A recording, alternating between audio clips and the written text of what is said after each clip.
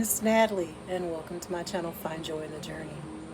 Today is Sunday, so happy Sunday, you guys. I'm just now getting out here in the garden. It is Sunday afternoon, and I've just been enjoying myself and just relaxing.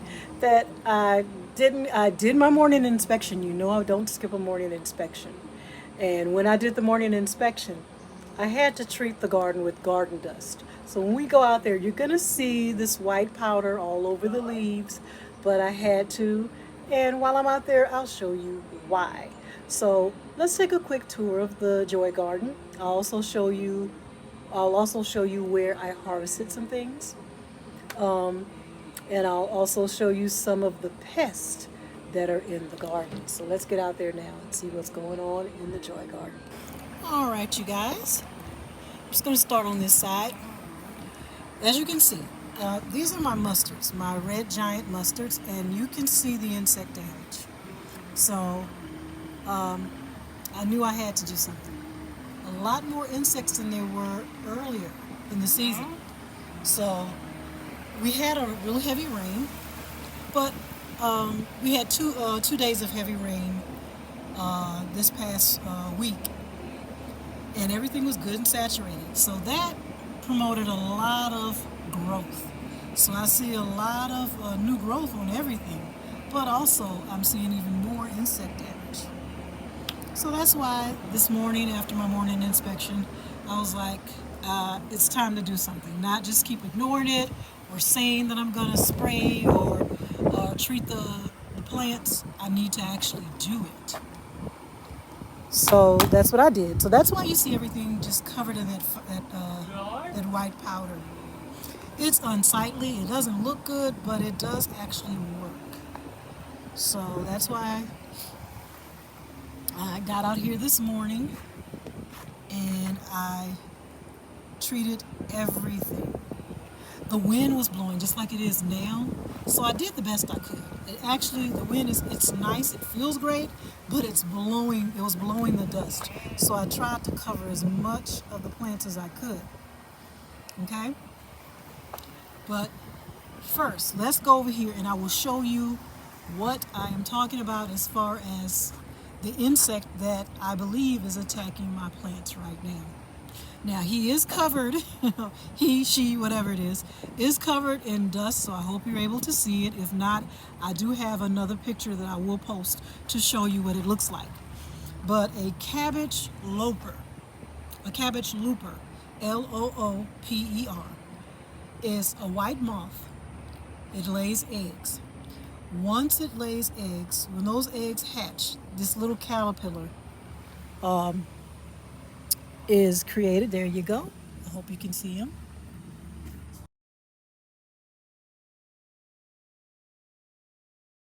Yeah, that's what's attacking the plants.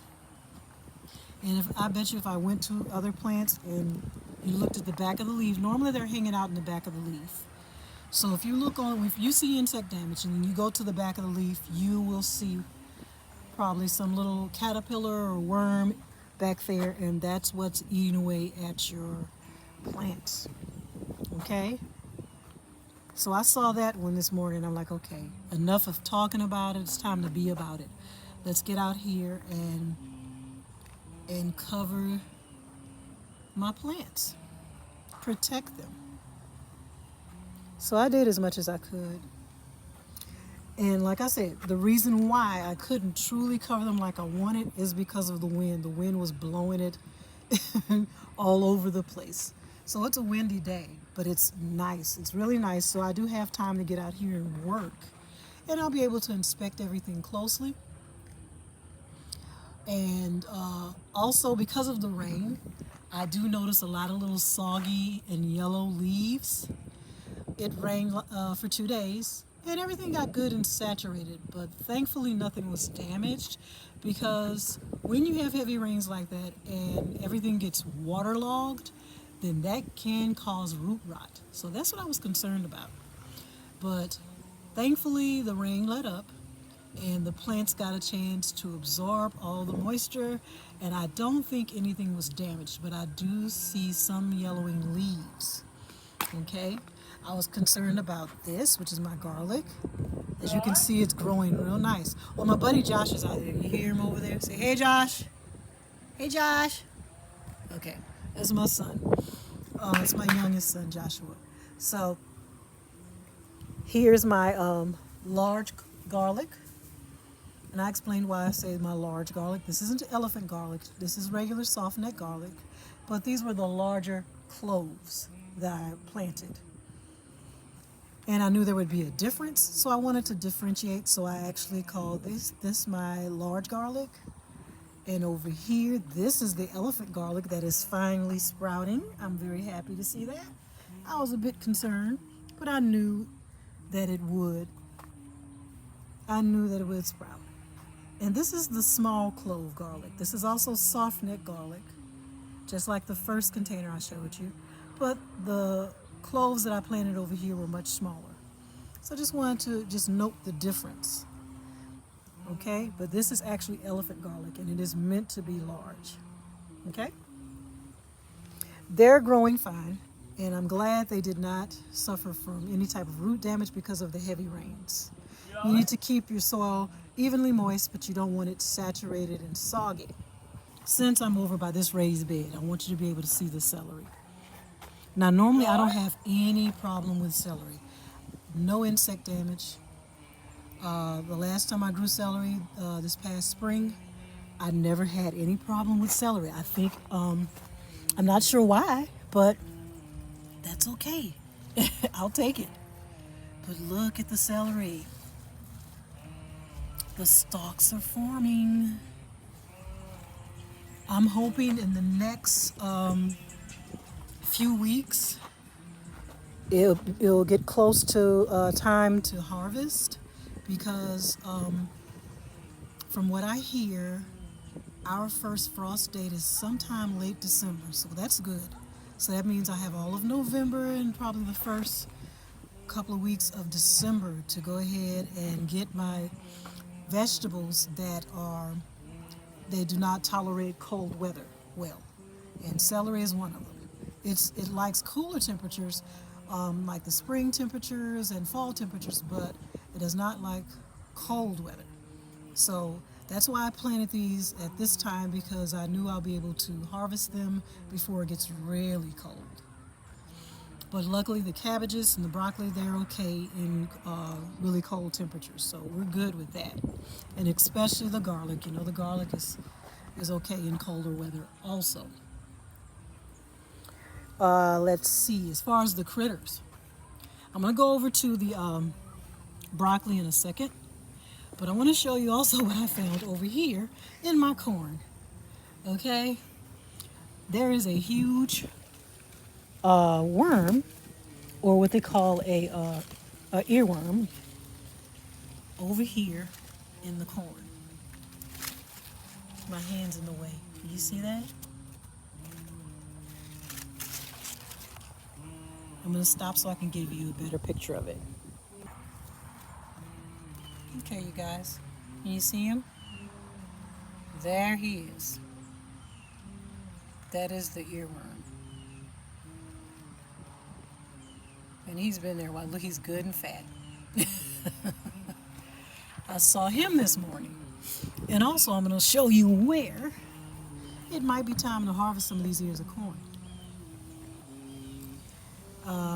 So I'm going to circle back around and come over here and see if maybe some of these ears of corn can be harvested. I see 3 really good ones, maybe even 4. Yeah, I see a 4th one. And I'd like to, if they're ready to come off the stalk, I'd like to go ahead and harvest those. One of the indications is the dried up silks, the dark silks. They seem good and firm. But also another thing you can do is you can actually pull back the husk and look at some of the kernels. And if you press one of the kernels and you see like a milky substance that pop out, then it is actually ready to harvest. This is the early sun glow. So this is right on time. It's right on schedule. The early sun glow, I think, was like 65 days to maturity. So what I did when I planted the corn, I planted the corn because I had such a hard time growing corn during the summertime. It was a disaster. So right at the end of summer, I decided to quickly plant some more corn and see if I could get me a fall harvest. So that's why you see me growing corn in October. So, now look, October and November. But it looks like it might be time to harvest at least the early sun glow for sure. So we'll see what happens. I'm gonna move over right here to the tomatoes. These are my tomato plants. I think they're both beefsteak. If not, this large one over here is definitely a beefsteak. And this one may be one called a Rugter, but I'm not sure. Rugter's tomato plant. They just look so different to me. These tomatoes seem smaller, they seem greener than the other plant next to it. Okay? But as you can see, it's loaded down with fruit. Just hoping they get larger so I can go ahead and harvest. See, here's another critter. That right there.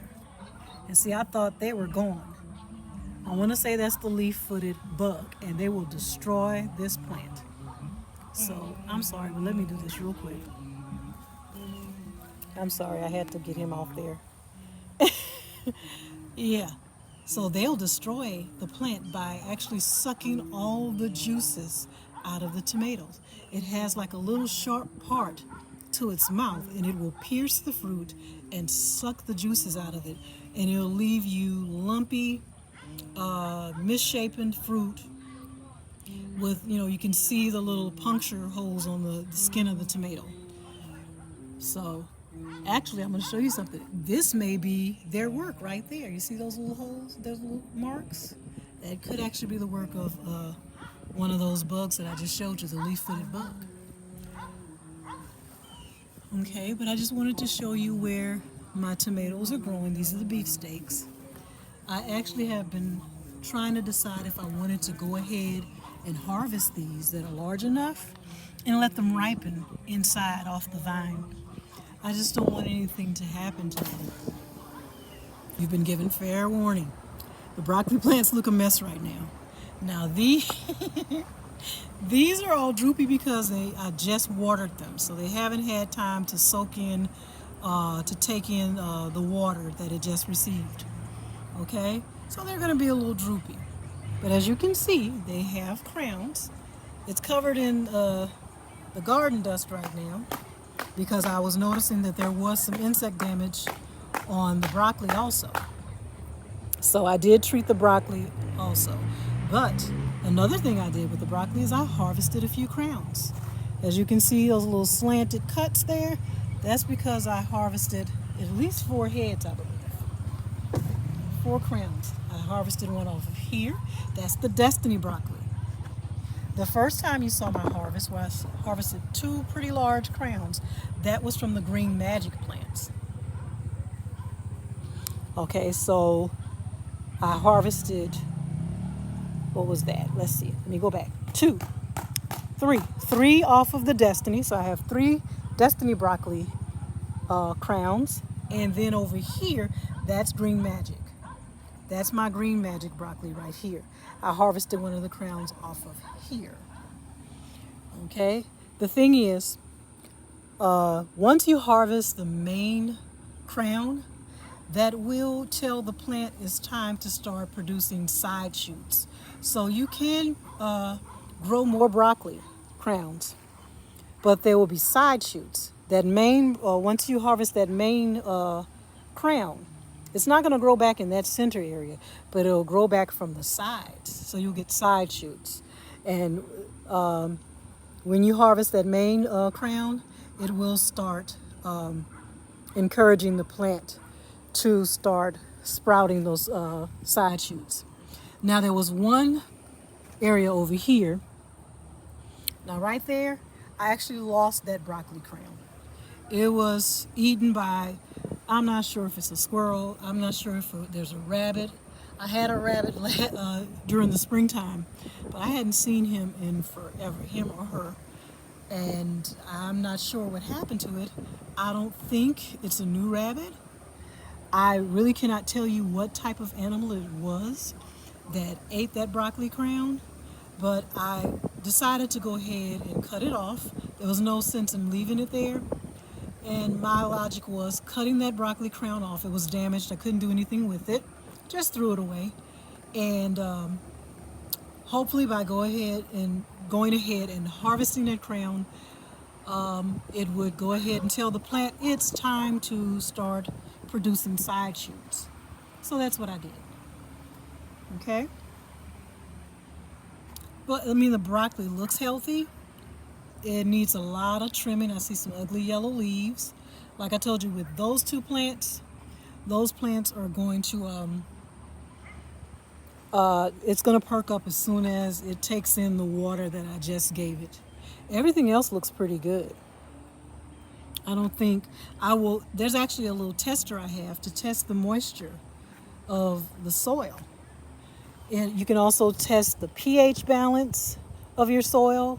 You can test the temperature of the soil. And I might pull that out and just check everything and see if everything is at the proper temperature. But just looking around, looking at the cabbages, everything looks healthy and strong. It is all covered in dust. Trying to save it from these little, I call them interlopers. Trying to save them from the insects. And hopefully that garden dust will work.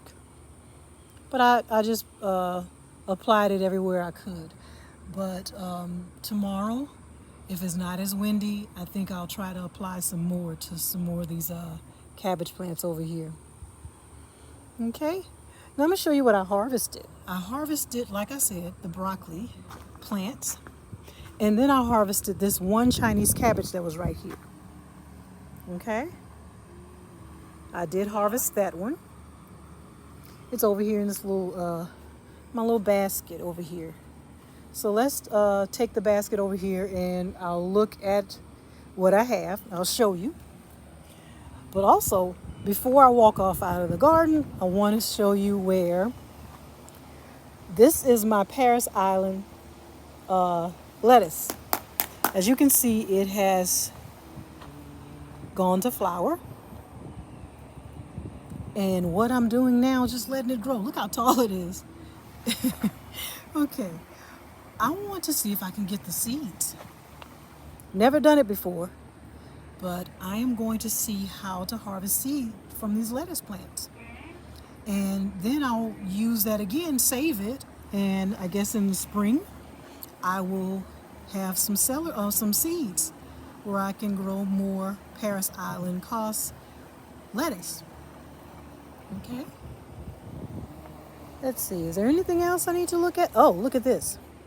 My bay laurel. I see some growth on the bay laurel. So everything is looking pretty good. So let's just go take a look at the harvest that I have. Okay? I hope it's a decent angle, you guys. Okay? And look. Here is that cabbage, that Chinese cabbage I harvested. A lot of insect damage. And that's another reason why I said let's go ahead and harvest it before the insects eat it. Okay? But that is another Chinese cabbage. Like I said before, grow Chinese cabbage. Grow lettuce. It is so fulfilling to see a nice big head of lettuce like this. Okay? That's my Chinese cabbage. Now those broccoli crowns. This is the Destiny broccoli. The first time I harvested, it's covered in dust, okay? It's covered in the dust, so I have to wash it real well. Okay, but these are they're not as big as the others that I harvested. Now this is a green magic. That's a green magic one, I believe. But the rest are Destiny broccoli crowns. Okay?